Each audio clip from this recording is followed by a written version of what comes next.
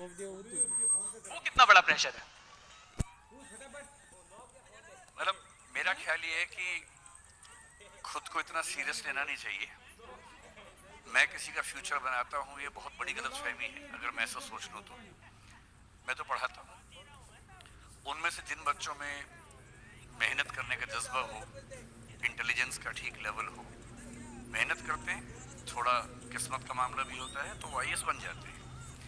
लेकिन ये गलतफहमी मुझे एकदम नहीं है कि मैं देश का भविष्य बना रहा हूँ या मैं बच्चों को आईएएस बनाता हूँ। वो खुद बनते हैं, मैं तो सिर्फ इनेबलिंग तरीके से कुछ हेल्प उनकी करता हूँ, इतना ही है बस। और प्रेशर तो है ही, आप जो भी काम करते हैं आप पर प्रेशर है कि व्यूज अच्छे आए, मुझ पर प्रेशर है कि बच्चे जिस उम्मीद से मेरे पास आए हैं उन्हें वो जरूर मिल जाए। तो वो हम हैंडल करते हैं, डेफिनेटली कर लेते हैं। विकास सर, इस प्रेशर में पेरेंट्स का कितना प्रेशर है? क्योंकि लोग बच्चों पर प्रेशर की बात करते हैं, मैंने आपके ऊपर प्रेशर की बात कर ली।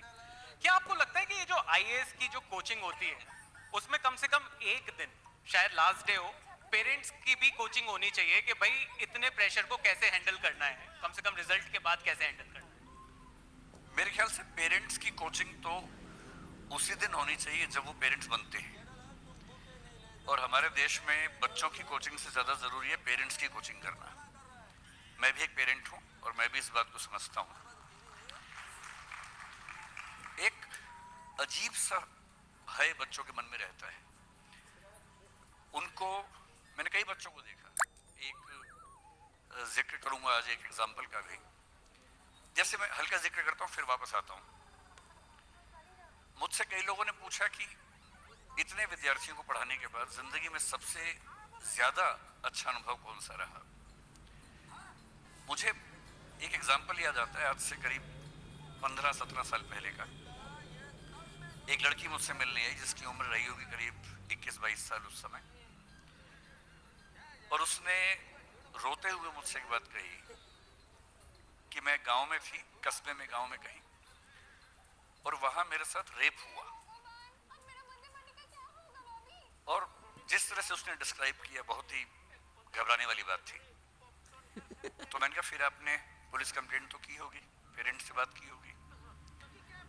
उसने कहा मैं दुनिया में ये बात किसी से भी डिस्कस कर सकती हूँ, आपसे कर सकती हूँ, अपने पेरेंट्स को नहीं बोल सकती।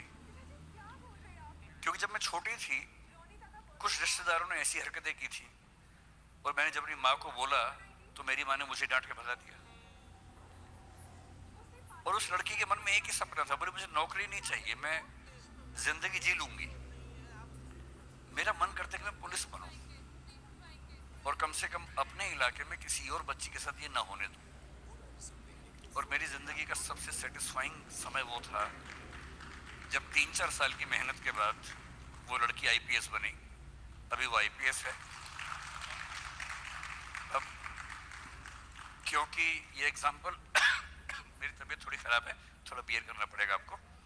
अब ये एग्जाम्पल क्योंकि बहुत पर्सनल है तो मैं नाम तो रिवील नहीं कर सकता हूँ, लेकिन मुझे खुशी है कि उसने अपना वायदा निभाया और वो जहाँ है बहुत सारी बच्चियों की हेल्प कर पा रही है। तो मुझे चिंता इस बात से होती है, अगर कोई अपने पेरेंट्स से ये बात भी नहीं कर पा रहा कि मेरे साथ ऐसा हुआ, तो सीखने की जरूरत इस बच्चे को है या पेरेंट्स को है। और मेरे ख्याल से हमारे देश में कोटा में जो सुसाइड्स इतने सारे होते हैं, दिल्ली में तो क्योंकि बच्चे बड़ी उम्र के होते हैं, समझदार हो जाते हैं, लेकिन कोटा में तो बहुत छोटे बच्चे होते हैं। और यदि बच्चे सुसाइड करते हैं तो मैं साफ साफ कह रहा हूँ, एक बहुत प्रसिद्ध कविता है, उसकी एक लाइन है, दिखाई दे या ना दे पर शामिल जरूर होता है, हर खुदकुशी में दरअसल हत्यारा शामिल होता है। खुदकुशी खुदकुशी नहीं होती, हत्या होती है। अंतर सिर्फ इतना है कि वो एक आदमी ने मर्डर नहीं किया, समाज ने मिलकर किया है। और जब समाज मर्डर करता है तो वो खुदकुशी उसका नाम है। और समाज एजेंट बनाता है पेरेंट्स को, और पेरेंट्स गलत नहीं होते हैं, पेरेंट्स में अपना प्रेशर बहुत ज्यादा है सोसाइटी का। मैं ये नहीं कह रहा कि पेरेंट्स को टांग दीजिए, पेरेंट्स पर भी बहुत प्रेशर है। लेकिन पेरेंट्स को समझना पड़ेगा कि अगर समाज के प्रेशर को उन्होंने बढ़ा के या उतना का उतना बच्चे पर डाल दिया तो फिर पेरेंट होने का मतलब क्या हुआ। तो पेरेंट्स को तो ढाल होना चाहिए अपने बच्चों के लिए, ना कि और प्रेशर क्रिएट करने वाला मैकेनिज्म होना चाहिए।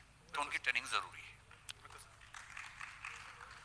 सर, थोड़ा सा आपके टीचिंग स्टाइल की बात करते हैं। विकास सर, मैंने सुना है कि आप इंग्लिश में भी कोचिंग लेते हैं, पर उसमें आप 40% हिंदी बोलते हैं। ये क्या